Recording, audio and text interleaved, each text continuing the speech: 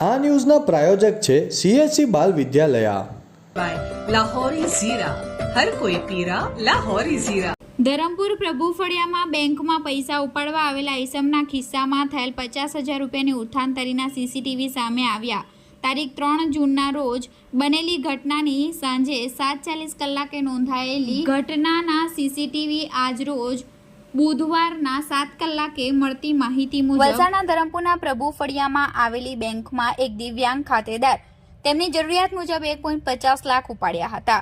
1 લાખ રૂપિયા પેન્ટના જમણા ખિસ્સામાં અને 50,000 રૂપિયા પેન્ટના ડાબા ખિસ્સામાં મૂક્યા હતા। બેંકમાંથી બહાર નીકળતી વખતે બેંકમાં આવતા ખાતેદારોની ભીડનો લાભ લઈ દિવ્યાંગ ખાતેદારના પેન્ટના ખિસ્સામાં મૂકેલ રૂપિયા અજાણ્યો ઈસમ ઉઠાવી ગયો હતો।